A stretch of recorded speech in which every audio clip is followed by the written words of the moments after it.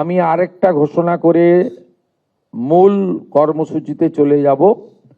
সেটা হলো আমাদের ভারত সরকারের পক্ষ থেকে 14/5/2025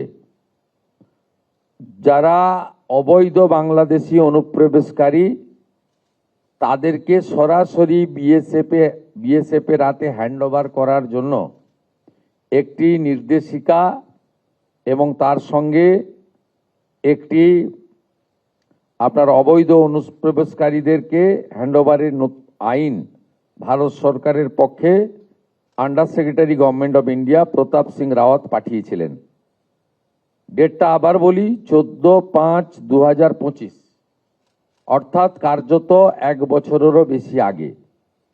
পশ্চিমবঙ্গের আগের সরকার তারা একদিকে শরণার্থীদের সিএএ দেওয়ার ক্ষেত্রে বিরোধিতা করেছে, অন্যদিকে এই গুরুত্বপূর্ণ সুযোগ বা আইন ভারত সরকার যেটা দিয়েছিলেন তাকে কাজে লাগেননি।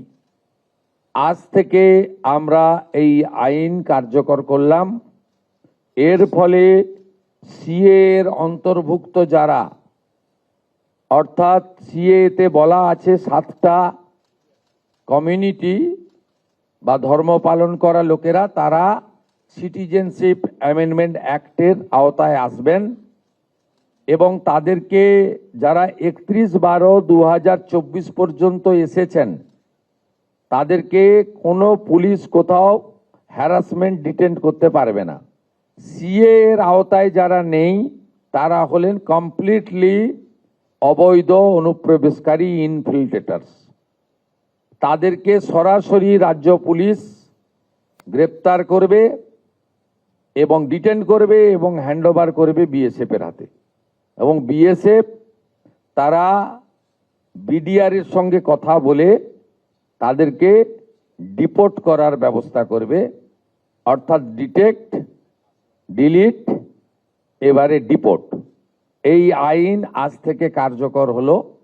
মাননীয় ডিজিপিকে এবং হোম সেক্রেটারিকে বলে দেওয়া হলো পশ্চিমবঙ্গের বর্ডার সন্নিহিত সমস্ত থানাগুলিতে এই আইন দেশের স্বার্থে, পশ্চিমবঙ্গের স্বার্থে আমরা আজ থেকে কার্যকর করলাম।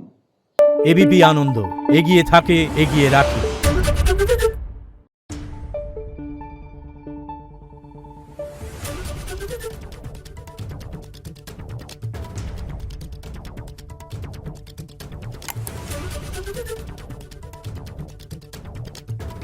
Thank you.